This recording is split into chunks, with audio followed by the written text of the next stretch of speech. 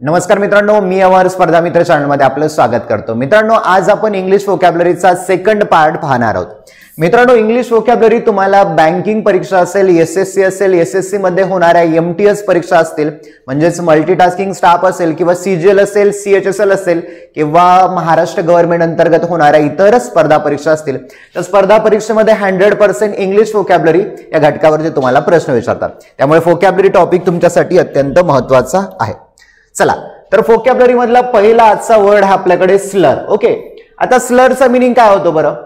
A slur is an insulting remark which could damage someone's reputation. बघा, a slur is an insulting remark. Insult म्हणजेच काय तर अपमान करणे। बघा, हे स्लर जे ना एक इन्सल्टिंग रिमार्क आहे, म्हणजे अपमानकारक अशी खूण आहे। विच कुड डॅमेज, जे डॅमेज करतं समवन्स रेप्युटेशन। बघा, डॅमेज म्हणजे नुकसान करणे, म्हणजे एखाद्याचं रेप्युटेशन आहे, समाजामध्ये असणारा जो दर्जा आहे ना तो घासरवणं किंवा आपण त्याला म्हणूया कलंक लावणं, दूषण लावणं। बघा, अर्थ काय होतो? एखाद्या व्यक्ती किंवा गोष्टीविषयी लोकांच्या मनाला धक्का देणारा वाईट चेहरा। बघा, एखाद्या व्यक्ती किंवा गोष्टीविषयी लोकांच्या मनाला धक्का देणारा वाईट चेहरा, टीका असेल, अपमान असेल, बट्टा लावणं, दूषण लावणं, कलंक लावणारं जे भाष्य असतं त्याला स्लर असं म्हणायचं। एक्झाम्पल बघा, शी took the remarks as a स्लर ऑन हिज रिप्युटेशन। बघा, शी took the remark as a स्लर। बघा, तिने काय केलं तर एक स्लर म्हणून, हा बघा हे नवरा बायको दोघांचे भांडणं चालू आहे, या दोघांच्या भांडणामध्ये ह्या त्याच्या बायकोनी त्याच्यावरती स्लर लावला। म्हणजेच काय, शी took the remark as a स्लर, म्हणजेच काय तर तू एक कलंक आहेस, दूषण आहेस असं म्हणून तिने तिच्या नवऱ्याबद्दल वाईट बद्दल शब्द बोलले आणि त्याच्या रेप्युटेशनला काय तर रेप्युटेशनला त्याचा तडा दिला असं आपण म्हणूया। मग स्लर म्हणजेच काय तर एखाद्या व्यक्तीविषयी वाईट बोलणं। ओके, चला, दुसरा वर्ड आहे हरक्युलिन टास्क। आता हरक्युलिन टास्कचा अर्थ बघा ईडीएम आहे। Okay, a job that requires a large amount of physical strain. A job म्हणजे असं काम, दॅट रिक्वायर म्हणजे ज्याला गरज आहे large amount of physical strength. आता फिजिकल स्ट्रेंथ म्हणजेच काय तर शारीरिक ताकदीची, मेंटल स्ट्रेंथ म्हणजे मानसिक ताकदीची, आणि फिजिकल स्ट्रेंथ म्हणजेच काय तर शारीरिक ताकदीचं असं काहीतरी काम, ते काम करण्यासाठी शारीरिक ताकद लागते, त्याला हरक्युलिन टास्क म्हणायचं। बघा, एक काम ज्यासाठी मोठ्या प्रमाणात शारीरिक शक्ती आवश्यक आहे। बघा, असं काम जे करण्यासाठी मोठ्या प्रमाणात शारीरिक शक्ती आवश्यक आहे। आता हे बघा ना, साधारणतः 1 क्विंटलचं पोतं असेल, हा जो लेबर व्यक्ती आहे, मजूर आहे, तो 1 क्विंटलचं पोतं त्याच्या खांद्यावरती उचलत आहे, म्हणजेच टास्क करत आहे, तर हरक्युलिन टास्क मेहनतीचं काम करते। बघा, एक काम ज्यासाठी मोठ्या प्रमाणात शारीरिक शक्ती आवश्यक आहे। एक्झाम्पल बघा, he faces the herculean task of bringing up 4 children single handed. बघा काय अर्थ दिलाय। बघा, ही फेसेस, फेस म्हणजे एखाद्या समस्येला तोंड देणं। बघा, he faces the herculean task, मेहनतीचं काम करतं कशासाठी? बघा, ब्रिंगिंग अप, ब्रिंग अप म्हणजेच काय तर एखाद्याचं सांगोपन करणे। बघा, bringing up 4 children single handed म्हणजेच बघा 4 मुलांचं कुटुंब आहे, त्याला 4 मुलं आहेत, एक नवरा बायको एटसेट्रा, मग त्या सर्वांचं कुटुंबाचं जे ओझं कुणावरती आहे, व्यक्तीवरती आहे, म्हणून त्याला हरक्युलिन टास्क म्हणजे मेहनतीचं, कष्टाचं काम करावं लागतंय। ओके, चला पुढे बघा, पुढचं आहे आपल्याकडे टर्मिनेशन। आता टर्मिनेशनचा अर्थ काय होतो? The act of ending something. बघा, act of ending something, end म्हणजे शेवट, ऍक्ट म्हणजे कृती, असं काहीतरी काम ज्याचा शेवट व्हायला, समाप्ती व्हायला, अंत व्हायला, त्याला तुम्ही टर्मिनेशन म्हणू शकता। बघा, the landlord gave notice of the termination of tenancy. बघा, the landlord gave notice of the termination of tenancy. Landlord म्हणजेच कोण तर घरमालक। आता बघा, हे नवरा बायको आहेत, ओके, तर सामान पॅक करत आहेत, म्हणजेच काय तर त्यांचं जेवढं काही सामान आहे ते पॅक करतात। कशामुळे? बघा, द लँडलॉर्ड जो त्यांचा घरमालक आहे, त्या घरमालकानं त्याला टर्मिनेशन दिलं ऑफ टेनन्सी, म्हणजे जे काही किरायानं राहत आहेत ना, त्यांचा किरायाचा कॉन्ट्रॅक्ट संपलेला आहे आणि त्यांचा मालक म्हणालाय बाबा तुमचं वर्षभराचं कॉन्ट्रॅक्ट संपलंय आणि त्यामुळे तुम्हाला मी टर्मिनेशन दिलंय। म्हणजेच काय तर तुमचं टर्मिनेशन झालंय, तुम्ही राहण्याचा जो करार आहे त्याला समाप्ती झालेली। जॉबला सुद्धा आपण बऱ्याच वेळा ऐकलं असेल, टर्मिनेशन म्हणजेच काय तर नोकरीचा त्याचा समाप्तीचा कालावधी। म्हणून समजा तुम्ही कुठल्या कंपनीत काम करत असाल तर तुम्हाला जॉब एखाद्या वेळेस टर्मिनेशन लेटर देतो, म्हणजे समाप्तीचा तुम्हाला एक पत्र देतो। ओके, मग टर्मिनेशन म्हणजेच काय तर समाप्ती। चला पुढे बघा, इनफायनाइट। वन वर्ड सबस्टिट्यूशन हे बऱ्याच वेळा परीक्षेमध्ये विचारतात। बघा, infinite having or boundaries or limit बघा, having no boundaries or limit बघा, नो बाउंड्रीज म्हणजे कोणतीही मर्यादा नसणं किंवा कोणतेही लिमिट नसणं, त्याला म्हणू शकता इनफायनाइट बघा, सीमा किंवा मर्यादा नसणं त्याला इनफायनाइट म्हणता येईल बघा. द युनिव्हर्स सीम्स इनफायनाइट बघा, युनिव्हर्स म्हणजेच काय तर संपूर्ण जग, सीम म्हणजे दिसतं, इनफायनाइट म्हणजे अमर्यादित. या चित्राकडे पाहू शकता, ही सोलार सिस्टीम आहे. यावरून तुम्हाला कळतं की जग कशा पद्धतीचं आहे, तर जग इनफायनाइट पद्धतीचं आहे. म्हणजेच काय तर त्याला सीमा नाहीये, मर्यादा नाहीये. चला पुढे बघा, स्टॅलवर्ट. स्टॅलवर्टचा अर्थ काय होतो? Strongly and stoutly built, sturdy and robust, strong and brave. हे सगळे सिनोनिम दिलेत बघा याच्यामध्ये बघा. स्टॉलवर्ट म्हणजे स्ट्रॉंगली, मजबूत पद्धतीने, स्टाउटली बिल्ट बघा, स्टाउटली बिल्ट म्हणजेच काय तर दणकट पद्धतीने, मजबूत पद्धतीने. ही बिल्डिंग बघा साधारणतः एक 15-20 माळ्याची बिल्डिंग आहे. बिल्डिंग कशी आहे? स्टाउटली बिल्ड म्हणजे दणकट पद्धतीने, मजबूत पद्धतीने तिचा पाया कन्स्ट्रक्ट केलेला, तसं म्हणताय. पुढे दुसरा अर्थ बघा, स्टर्डी अँड रोबस्ट. याचा सुद्धा अर्थ होतो दणकट, मजबूत असणं. ओके, धिप्पाड, मजबूत, दांडगा. हे दोघं बघा व्यक्ती बॉडीगार्ड आहेत, तर कसे ते दणकट आहेत, धिप्पाड आहेत, मजबूत आहेत, म्हणून त्यांना तुम्ही रोबस्ट, स्टर्डी असं म्हणू शकता. पुढे बघा, स्ट्रॉंग अँड ब्रेव्ह म्हणजेच कसा तर शूरवीर आहे, मजबूत आहे. एक्झाम्पल बघा, stalwart policeman stood guard outside बघा, स्टॉलवर्ट पोलिसमॅन हे माणसं बघा कसे तर स्टॉलवर्ट पोलिसमॅन म्हणजे दणकट, मजबूत असणारे, त्यांची शरीरयष्टी चांगली आहे, असे शूरवीर पोलिसमन आउटसाइड त्या बिल्डिंगच्या बाहेर सिक्युरिटीसाठी थांबलेले आहेत. मग लक्षात असं ठेवा की बाबा हे जे दोन व्यक्ती आहेत ते स्टॉलवर्ट आहेत किंवा ही जी बिल्डिंग आहे ना ती मजबूत आहे. ओके, चला पुढचा बघा. आता पुढचा आहे पाईप ड्रीम. ईडीएम आहे, परीक्षेमध्ये ईडीएम बऱ्याच प्रमाणामध्ये विचारतात बघा. Pipe dream, a dream or idea that is unlikely to happen बघा. अ ड्रीम ऑर आयडिया म्हणजेच काय तर एखादं स्वप्न किंवा एखादी कल्पना, that is unlikely to happen. Happen म्हणजे घडणं, लाईकली म्हणजेच काय तर शक्यता, आणि अनलाइकली म्हणजे शक्यता नसणं. म्हणजे असं स्वप्न किंवा अशी कल्पना जे घडण्याची शक्यता नाही, अनलाइकली आहे, त्याला म्हणायचं पाईप ड्रीम. बरेच जणांचं स्वप्न असतं, काही ना काहीतरी स्वप्न बघत असतात, रिकामे स्वप्न, त्याला म्हणायचं पाईप ड्रीम. ओके बघा, I have this pipe dream about being emperor of the universe. हा बघा व्यक्ती, ओके, कुठल्या तरी साम्राज्याचा राजा वगैरे असे आहेत, ओके नाही, तर तो काय म्हणतो बघा, I have this pipe dream म्हणजे माझ्याकडे एक स्वप्न आहे, about being emperor of the universe बघा, emperor of the universe. Universe म्हणजे संपूर्ण जगाचा त्याला एम्परर व्हायचंय, सम्राट व्हायचंय, म्हणून तो काहीतरी म्हणतो माझ्याकडे पाईप ड्रीम आहे. परंतु हे सर्व होणं अशक्य आहे, त्यामुळे आपण या व्यक्तीचं जे ड्रीम आहे, स्वप्न आहे, तर पाईप ड्रीम आहे, लक्षात ठेवू शकता. तुम्ही सुद्धा एखादी इमॅजिन कल्पना करू शकता जी की पूर्ण होणार नाहीये, त्या पद्धतीचं. चला पुढे बघा, रोबस्ट. आता शब्द झाला आपला robust. Strength or figures health बघा, शक्ती किंवा जोमदार आरोग्य. स्ट्रेंथ, फिगरस हेल्थचा अर्थ होतो जोमदार, एखादी विशिष्ट प्रकारची तुमच्यामध्ये शक्ती असणं, ताकद असणं, त्याला तुम्ही रोबस्ट म्हणू शकता. बघा, he looks robust and healthy enough बघा, ही लुक्स रोबस्ट. सिंपल प्रेझेंटची रचना आहे बघा, सब्जेक्ट प्लस V1 वापरला. He looks robust and healthy enough. आता रतिक बघा, तुम्ही त्याच्या पिक्चरवरून कळेल तुम्हाला की बाबा कसं आहे तर हेल्दी आहे, तंदुरुस्त आहे, दणकट आहे, बळकट आहे, त्याची फिजिकल स्ट्रेंथ चांगली आहे, म्हणून तुम्ही म्हणू शकता तो व्यक्ती कसा आहे, रोबस्ट आहे. ऋतिक रोशन रोबस्ट आहे. पुढे बघा, मंच. मंचचा अर्थ सोपा आहे, टू ईट समथिंग एस्पेशली नॉइझिली बघा, टू ईट समथिंग काहीतरी खाणं, विशेषतः गोंगाटाने. नॉइझिली म्हणजेच काय तर आवाज करून खाणं, त्याला आपण काय म्हणायचं, मंच. मंच हे चॉकलेट तुम्ही पाहिलं असेल, ओके, त्याच प्रकारचं मंच. म्हणजे बघा, she was munching on an apple. ही लहान मुलगी बघा, ही लहान मुलगी काय करत आहे तर ऍपल खात आहे. कसे ऍपल खात आहे तर चावून चावून ऍपल खात आहे. ओके, म्हणजे मंच करत आहे असं आपण त्याला म्हणूया. मग मंचचा अर्थ होतो एखादी गोष्ट चावून खाणं आणि गोंगाट करत खाणं. पुढे बघा, इन्फार्मरी. One word substitution. इन्फार्मरीचा अर्थ बघा, a place in a large institution for the care of those who are ill बघा.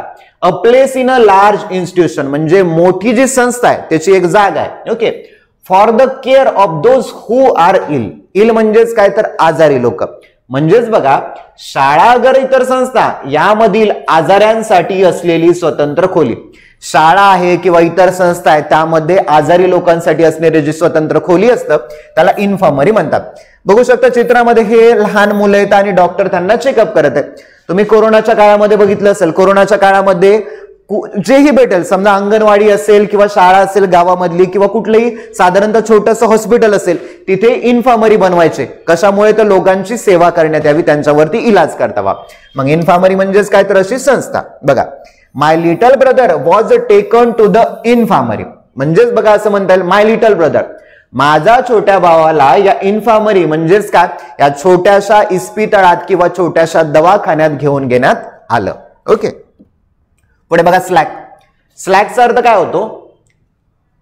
Loose, not tightly stretch, used about a period of business, not busy, not having many customer. बघा, स्लॅकचा अर्थ होतो loose, ढिला असणं. एखादी दोरी आहे समजा ढिली झाली तर तुम्ही स्लॅक झाली म्हणता. पुढे नॉट टाइटली स्ट्रेच म्हणजे एकदम घट्टपणे त्याला स्ट्रेच केलं नाहीये. Used about a period of business, business मधला असा कालावधी. ओके, नॉट बिझी म्हणजे जास्त गर्दी नाहीये दुकानामध्ये, त्याला सुद्धा स्लॅक म्हणतात.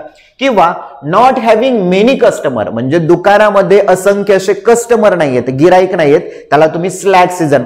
तुमचे मित्र वगैरे कुणी असतील तर त्यांना तुम्ही ऐकलं असेल की तो म्हणतो बाबा की सध्याला गिराईक नाहीयेत, म्हणजेच काय सध्याला स्लॅक सीझन चालू आहे, गिराईक नसलेला. ओके, मग बघा, एक अर्थ होतो सैल, ताणलेला नाही असा, ढिला, किंवा एखाद्या धंद्याच्या काळाच्या संदर्भात वापर, फार धंदा नसणारा किंवा खूप गिराईके नसणारा, मंदीचा. एक्झाम्पल बघा, the rope suddenly went slack. आता हा माणूस बघा चित्रामध्ये, बघा हा माणूस त्या रोपवरती दोरीवरती चढलाय आणि अचानकपणे ही दोरी बघा स्ट्रेट होती, अचानकपणे कसा तिचा असा कर्व झालेला आहे, म्हणजेच काय तर तिचे स्लॅग झालेली आहे, ढिली झालेली आहे. दुसरा अर्थ काय? बिझनेस मध्ये असणारी मंदी.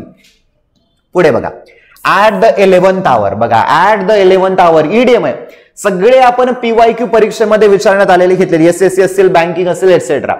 ऍट द 11th आवरचा अर्थ बघा, at the very last time. बघा, at the very last time म्हणजे अगदी शेवटच्या क्षणी, अगदी शेवटच्या क्षणी तुमचा काहीतरी प्लॅन आहे, तुम्ही कॅन्सल केलाय, मग त्याला म्हणतात ऍट द 11th आवर. बघा, school postponed student trip at the 11th hour. School postponed, postponed म्हणजेच काय तर पुढे ढकलणं.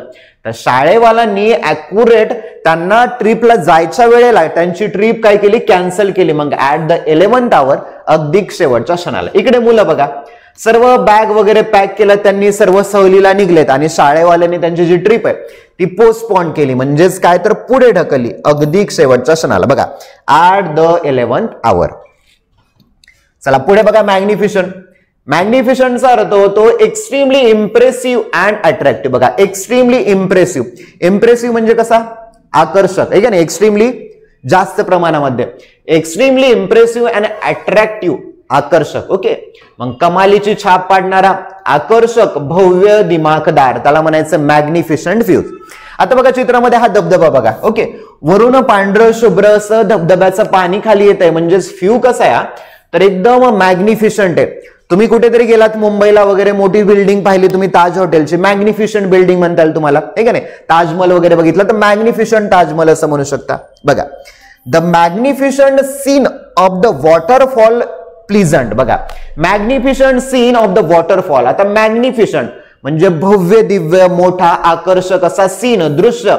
Waterfall is pleasant. वॉटरफॉल म्हणजे धबधबा, वॉटरफॉल म्हणजे धबधबा. तर त्या धबधब्याचा जो सीन होता ना एकदम आनंददायी होता आणि मॅग्निफिशंट होता, भव्य दिव्य होता.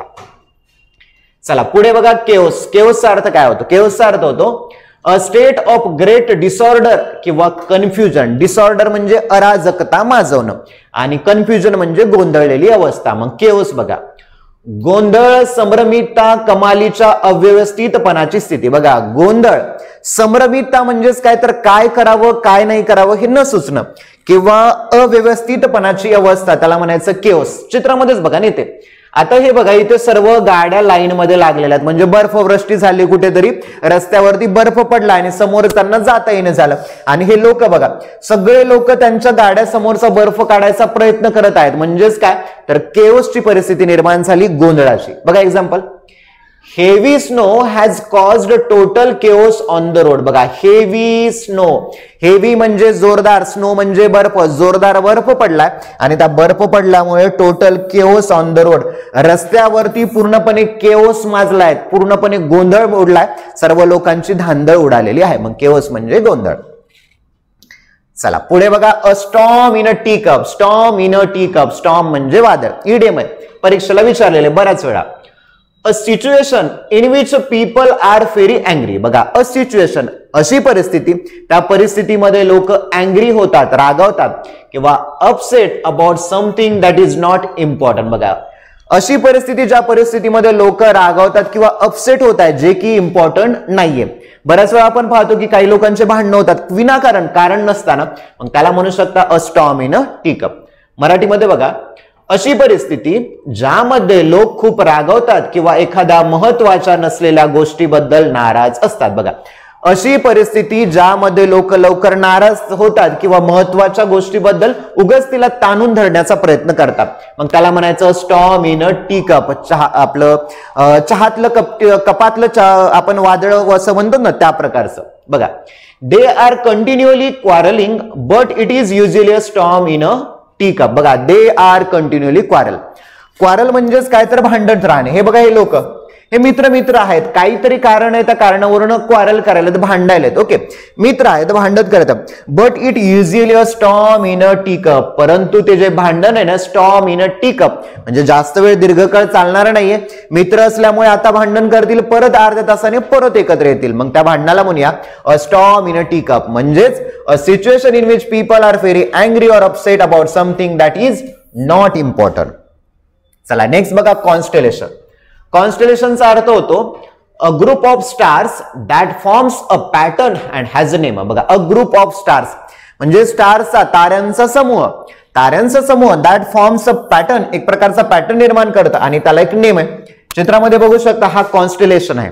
ओके, बघा, विशिष्ट आकृती करणारा किंवा त्यानुसार नाव असणारा, उदाहरणार्थ मृग, तारका समूह किंवा नक्षत्र.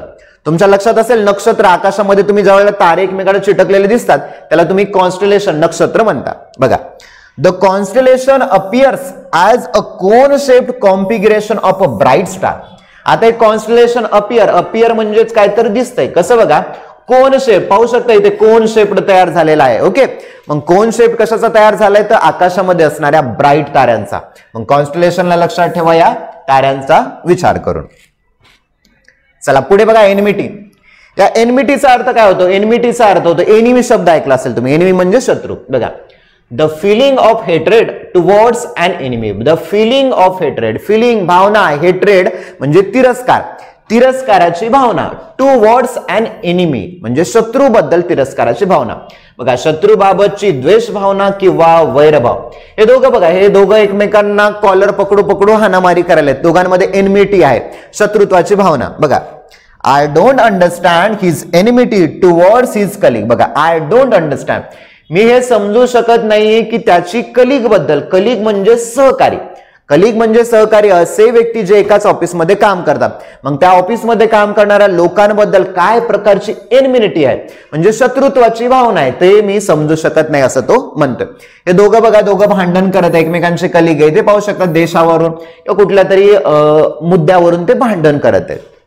पुढे बघा आता, एंटॉमॉलॉजी. एंटॉमॉलॉजीचा अर्थ होते कीटकशास्त्र, वन वर्ड सबस्टिट्यूशन आहे. बऱ्याच वेळा हे लॉजीवाले शब्द विचारतात बघा, एंटॉमॉलॉजी, सायकोलॉजी, फिजिओलॉजी या प्रकारचे, बायोलॉजी त्या प्रकारचे. बघा, the branch of zoology that studies insect. Branch of zoology, प्राणीशास्त्राची अशी शाखा जी की इन्सेक्टचा, कीटकाचा अभ्यास करते. बघा, मराठीमध्ये प्राणीशास्त्राची शाखा जी कीटकांचा अभ्यास करते म्हणजेच कीटकशास्त्र.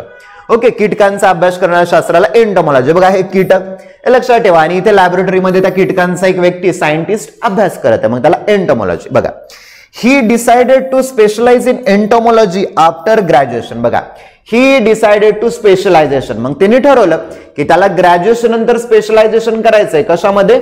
एंटॉमॉलॉजी. या कीटकाला लक्षात ठेवा, आणि या लॅबोरेटरी मधल्या, सायन्स मधल्या लॅबोरेटरीमध्ये काम करणाऱ्या व्यक्तीला. ओके, मग कीटकांचा अभ्यास करायला एंटॉमॉलॉजी. पुढे बघा, क्वारल. क्वारलचा अर्थ काय होतं? रिसेंटलीच आपला क्वारल शब्द झाला. बघा, to have an angry argument or disagreement. बघा, to have an angry argument, angry वादविवाद, है का नाही, तर एक रागा म्हणूया, आर्ग्युमेंट वादविवाद, डिसअग्रीमेंट. डिसअग्रीमेंट म्हणजेच काय, तर मतभेद असणं, दोन व्यक्तीत भांडणं आहेत, मग मतभेद व्हायला, त्याला क्वारल म्हणू शकता. मराठीमध्ये बघा त्याचा अर्थ काय होता? रागामध्ये वाद घालणं किंवा मतभेद व्यक्त करणं, भांडणं, तंटा करणं, वादावादी करणं, कलह करणं, तणणं. ओके, आता भांडणं करायला, शाब्दिक भांडणं करायला, त्यांच्यामध्ये मारामारी व्हायली का? नाहीये. शाब्दिक भांडणं बोलाचालीचे, तर त्याला म्हणायचं क्वारल. बघा, they had a quarrel about money. बघा, दे हॅड अ क्वारल, त्यांच्यामध्ये पैशाबद्दल भांडणं झाले. हे नवरा बायको बघा, यांच्यामध्ये पैशाबद्दल भांडणं झाले. बाजूला कॅल्क्युलेटर आहे, इथे रिसिप्ट कोणकोणचा खर्च झाला, मग त्यांच्यात क्वारल झाले म्हणून आपण काय झाले? भांडण झाले. चला पुढे नेक्स्ट आहे ऍडवाइस. ऍडवाइस बघा, ऍडवाइसचा अर्थ काय होतो? an opinion that you give somebody about what he or she should. बघा, an opinion म्हणजे असमत, that you give somebody, असमत जे तुम्ही इतर व्यक्तीला देतात कशाबद्दल? what म्हणजे काय, he or she should do म्हणजे एखाद्याने काय करावं याबाबत तुम्ही त्याला दिलेला सल्ला, उपदेश, मत असतं, त्याला ऍडवाइस असं म्हणतात. सोपा वर्ड आहे बघा. she took her doctor's advice and gave up to eat fast food. बघा, she took her, बघा, she took her doctor's advice, तिने डॉक्टरचा ऍडवाइस घेतला, सल्ला घेतला, and gave up to eat fast food. give up म्हणजेच काय? एखादी गोष्ट सोडून देणे. तिने डॉक्टरचा सल्ला घेतला आणि फास्ट फूड जे आहेत, फास्ट फूड म्हणजेच काय?